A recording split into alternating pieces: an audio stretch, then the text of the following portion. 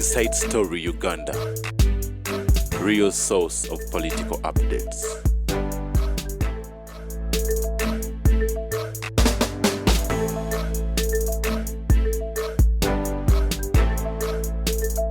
Eza radio, rurifiri. Zakasonnerega mungangana. You provoke me to battle. Nkadira dala the opposite of what you want. Hey. Yes. You do the opposite. I'm a very arrogant fellow. Very arrogant. Ati chichi. Kakati kankubulire. Nti ebintu byonna wasoma political economy ngandi bwayiso.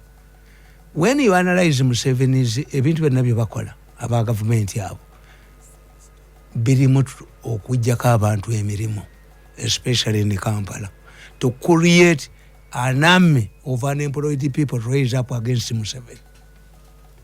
Ngebye bya board.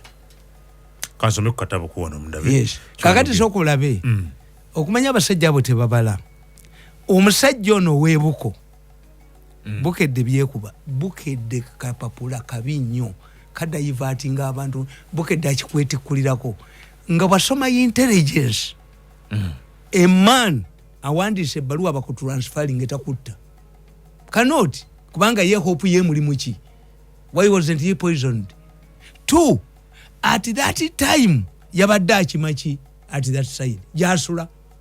3. If you are an intelligence officer, nga tolinga sebowa ne kayira ne ziri baggwa nga wasoma. Why did they burn the car? And he was come out to establish a motor registration number yani yasokwa oyogera ku kawo webukwo bukedde nabali bukwata obusajja obali bukwata bukedde oginenyaki nkugambye the de facto editor in chief of Bukedde is Enanga. His deputy is Owesigire. I'm telling you, Kastola be Bukedde Enanga. Luachi. They divert you from the real criminals. That's the role of Bukedde. Kati buli muntu yenna ate bajja kubuttisa abantu omanyi nti ebbaluwa eyo how did you get the letter Bukedde people Enanga, how did you get the letter? Tell us where Enanga got that letter immediately after the man had died. Enkyambukedde ne kifuluma ku sande ebbaluwa Enanga yagijjawa Enanga n'Owesigire banoonyereza nkubulidde Enanga is the de facto editor of Bukedde Wesigire is his deputy. They divert attention from real killers. Kanfune ku kana kataba kaita Kampala, a victim of foolish spirit syndrome. Someyo paragraph yokka. Okay. Nkubulire. Okay. Otegeere nti ntegeera. Wano weyagala nsome. Government eriddako ndigikolera intelligence ne yeewuunya. Amwe highly trained man. Ntogikoze bulungi. Highly trained abampisa bubi. Government ntogikoze bulungi. Bampisa bubi. You are highly intelligent. Museveni. Oh, you can do so many things, but you're not helping Museveni educated me at the university. I used my influence in the state house to educate my children on state house scholarship, including a blog. Bakubolwa Museveni. Yamuwanya n'asindika abasirikale. Naye kasita yamutumya. Yogera naye. Tokyayogera ne president. Yogera naye omugamba akuyambe. Kansome wano. Kansome wano. Kansome wano. Mwami Tamale. A fool is...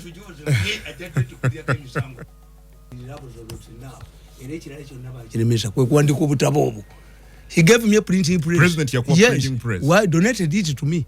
Why? Nakuba obutabo yagende kumira bamugamba nti bululimi na mululimi lwaffe. Omusajja yetukoledde. Nabaga muwe print. Mukono abaguka. Kale kansome wano.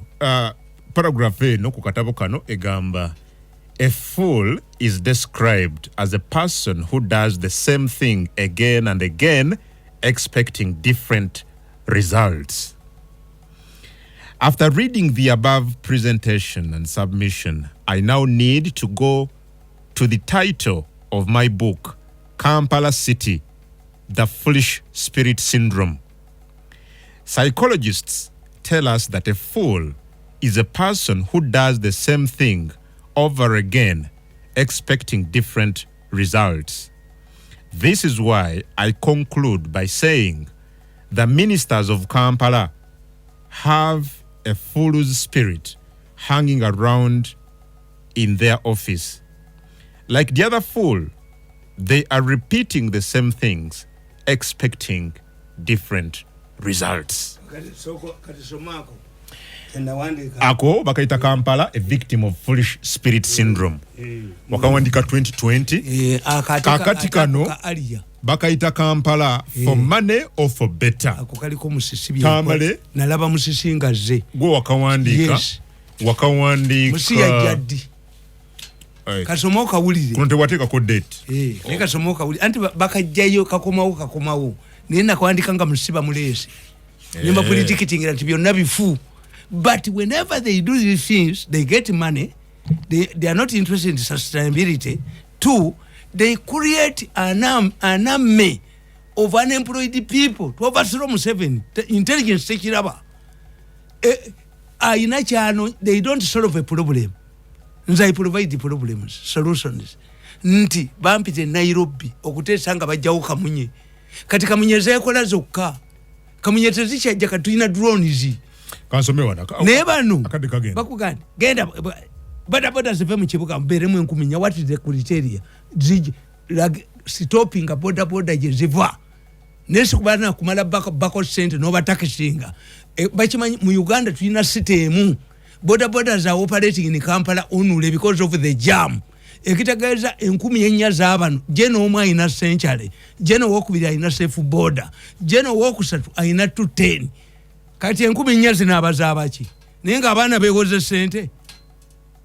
They are creating an army bagoba abatembeeyi ku nguudo. They are creating an army of angry people.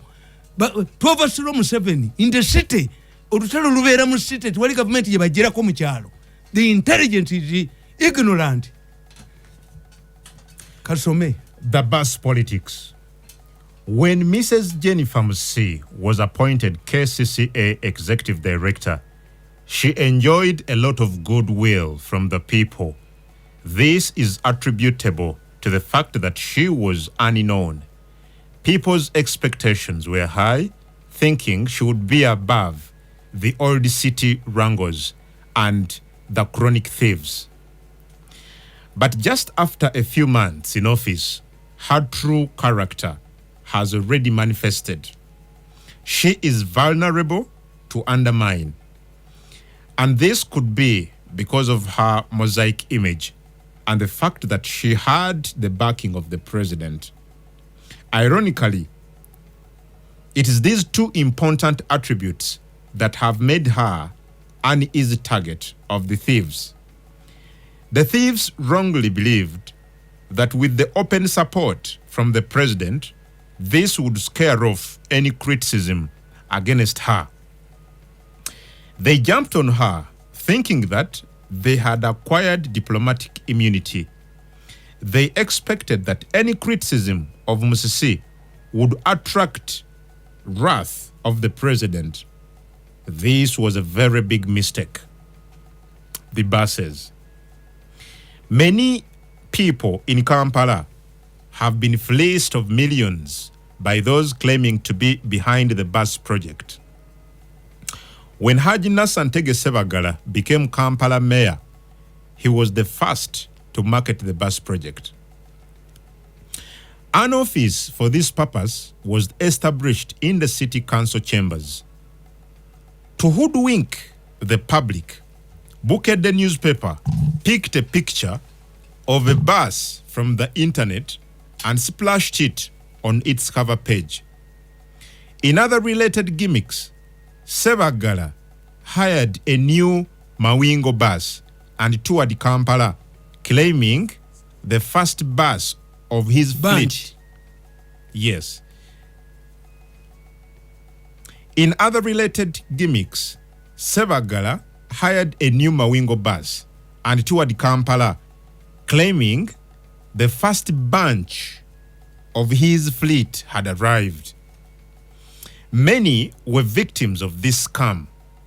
Unsuspecting men paid recruitment fees ranging from $700 500,000 shillings to 1 million for bus conductors and drivers, respectively. Those behind the scam were giving ultimatums to Utoda that they had no future in Kampala. I was therefore surprised to hear Madame Musisi speaking the same language the conmen have been using. This undermines her reputation and credibility. Secondly, the names circulating as being behind the bus project are the same old cliques in all Uganda's corruption scandals, further denting Madame Musisi's public image. People who thrive on mosaic images must understand that credibility is like virginity. You lose it once. It can unfortunately be lost to a rapist, but it makes no difference even to a future husband. In both cases, it's not never recovered. I think it's never recovered. That's what you meant. The moment Madame Musisi started speaking the language of the conmen who have fleeced the people of Kampala using buses, her credibility suffered a nosedive. We all appreciate the need to decongest the city, but there must be a process which protects the interests of those who invested in the tax industry. Restricting Kampala public transport to the anticipated buses is intended to eliminate competition, given the experience of past attempts by people like Godun Wavamuno. When he tried to introduce buses, it was discovered that Ugandan passengers are impatient. They do not want to queue long and wait for hours. This is why those behind the project wish to eliminate taxis for good. Secondly, why buses? Why not other alternatives like train services? Therefore, it is obvious that this bus initiative is forced on Musisi by people with selfish interests without recourse to SWOT analysis. I can predict that, like all corruption-laden projects, this one too will falter the moment the thieves get their way through. Forcing tax operators from the city center to suburbs sounds good. But even though evicting a fisherman from a lake to a pond is better than nothing, it's a gradual death sentence for him. Kamalirize. Councilman one. Tofaayo. KCCA houses. When Madame Musisi intervened to recover the 2 houses for Kampala City Council Authority, I gave her moral support. I had earlier opposed Sebagala's usurpation of the town clerk's residence because he had influenced the sacking of 2 former clerks, Segane and Chijambu, to grab the facility. I hate people who undermine others to achieve selfish interests. They can murder and are extremely selfish and a menace to a civilized society. However, I later learned that Madame Musisi was reluctant to recognize that the mayor's house had been sold to an individual. Through the man, identity withheld deliberately, lacks legal documents, we all appreciate that the procedure of an individual to get a property from KCCA is so expensive. In fact, it is such obsolete bureaucracy that the president is struggling to eliminate for easier conduct of businesses in Uganda. Otherwise, potential business people are forced to bribe their way into KCCA, a course many detest but find themselves lacking. The council met, discussed, and passed a resolution to sell the house. They explained the reasons why they were selling the house. An evaluation report was done, and what remained was the contract committee to sign a sale agreement with the buyer. All these stages required money, and this man paid billions to KCCA councillors that cannot be proved and defeated legally. Those who had bought markets from the same KCC were compensated. However, when Madame Musi got these facts, she dissolved the KCC contract committee to deny the man legal documents to claim compensation. The KCC authorities insisted on evicting General David Sejusa without letting the public know what had happened from within. However, no sooner had KCC evicted Tinyefunza than another application to buy the same house from KCC was submitted, indicating that the whole exercise was done to recover and retain the house under KCCA for a bigger thief to grab. These facts were added to the bus project. Facts, when added to the bus project, send very negative signals to the public. If these allegations are true, then Madame Musi is being a captive of the thieving group that deliberately capitalistic group. I think that deadly capitalistic group. The city thief also suffered another setback when she presented her request for rehabilitating the roads in Kampala. What people like Madame Musisi fail to understand is that the Ugandan economy is compatible to people sharing a rabbit. Yes. Mugabana Kamyu. Ugandans know who owns which company and who eats what. Therefore, siding with one company costs somebody's credibility, and that from its rivals.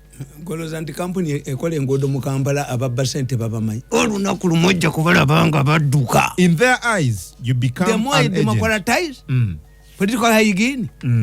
Tukomao. Nabaga nti musisajja kudduka. Teyadduka. Mugwanga talimu. Yeah, nebino nabiwandiika dde. The government that I work for, I will help it to build an intelligence organization. To be head of intelligence, you must know logic, you must know political economy, you must know politics, political science. Katika nkubulire, twagenda mu America, netugenda a New York, si New York, New York. Okay. Nga abo opponents ba government bali kubiyeyo olukungana. Kyanjo yagenda, nankabiro yagenda. Iyo buli wamu wananyiga wakabina. Buli wamu. Kankwe kubanda. Ulira. The Betty Kamya to inside gira. That's why I praise Museveni.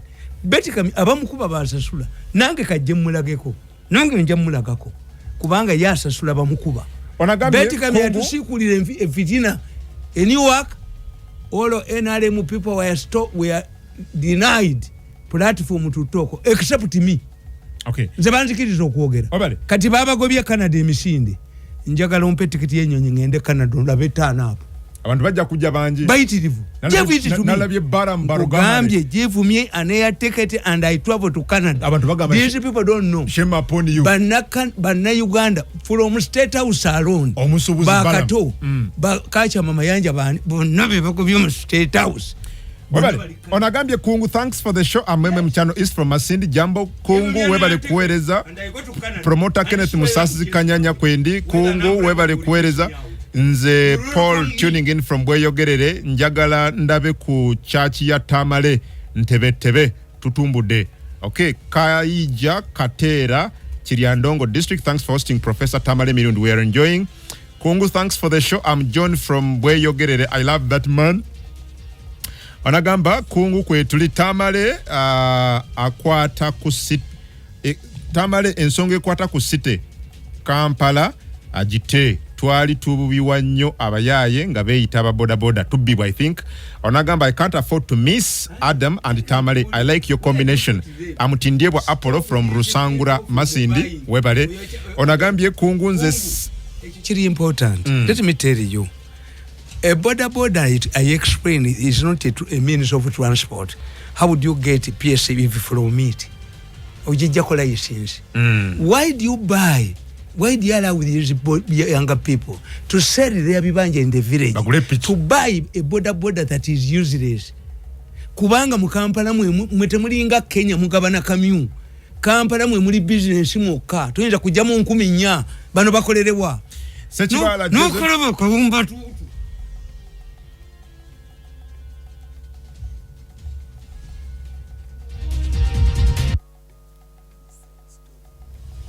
Okay, onagambye Sechibala Joseph Lubambula ndika wempe mwami Tamale atukonerako kubya basi ya gaga. Onagambye nze Kizito Siraje kwendi Kungu webale onagamba Idi Mbarara agambye Idi Mbaraka bro Adam nayenga omukulu Tamale kwetuli tugoberera webale jambo Kungu ne Tamale Mirundi nze Judas Promise ndi kwebale kutangaza nsi. Hello Kungu, I'm Brian from Ndaraji. I thank Mirundi for his program. He really talks the truth. Peace be upon you, Mr. Kungu. Kafande Kasango, jambo. White Kungu, Tamale aleke kutubuza Cleopas Kihande, Masindi. Onaga bwana Kungu ne Tamale, Fupa Moses Kakumi na mwami Tamale mutufu na ye teri chichuka wano mu Uganda. Adam webale kuereza rapa governor ne prose mchala wange kabango chinyara kwetuli. Emily Joy Masindi, jambo Kungu, I appreciate your program. Webale nyo. Hi Adam, Julius Chiribata, jambo. Honorable Sarah Najuma Nakaseke, webale. Adam Kungu, thanks for the show. I am Tube from Kayanja, webale nyo. Honorable Kunka, jambo. Ben Empata, webale. Brian Hoima Chivugubia, thanks for the program. Adam Okuve Butaleja, jambo. Adam, thanks for the presentation. I'm Bettina. Thank you. Onagambye ye Mike Salune Kajansi webale nyo. Kungu, why can that man connect me to those people buying Bene Benja? I'm Frank from Masindi. I love Tamale. Hello, I'm Frederick from Chiriandongo. Jambo, thanks for the program. I am called Spice Boy Chinobi Hoima. If one followed Mirundi's quotes, you could be a good leader. Salute you. Adam webale okutuleetera ngo mukuna Tamale Mirundi njagala okufuna ku namba ye Sam Musoga Chiriandongo. Adam webale kuchaza Tamale Mirundi. Kungu ndi mu class nze John Masindi. Balam Ronald Katumba webale nyo nawo tumbude. Kungu webale programs Brown Kungu nze muzukulu wo Mugenza Hassan webale nyo. Adam, I'm also following Shibale Moses Chiriandongo. Tamale nsonge kwata okay webale nyo. Adam Kungu nze baseke nze baseke Dennis from Apache district kwetuli webale nyo. Nze Brown Kungu webale program ndi Masindi webale nyo. Nze muzukulu wa Hassan Rwakai Kara kwendi ntumbude webale nyakade kampedeko njagala genda mawuli. Thanks for the programs Onyango kwendi ntumbude. Henry webale nyo enamasuba ogambye kwoli webale nyo nawe. Onagambye Kungu kwetule tutumbude. John Dwyer, jambo webale nyo. ASP Charles Chinagambye, in any modern governance the factor of think tanks ulida fande twine.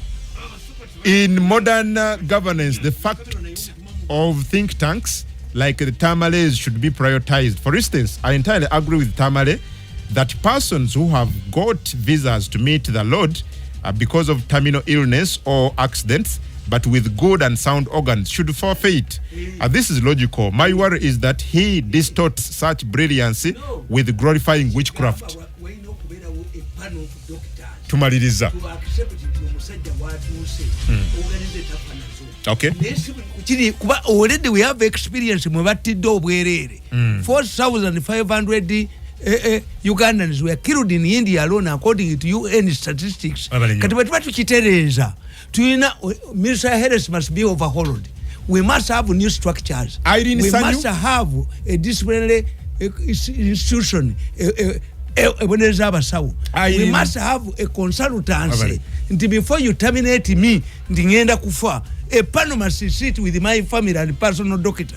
Irene Sanyu mwesuba webale nze Adam Kungu anagenda bagambwe teka liyite bali ku Canada sente baduke. Alinda wamu the Canadian told them akume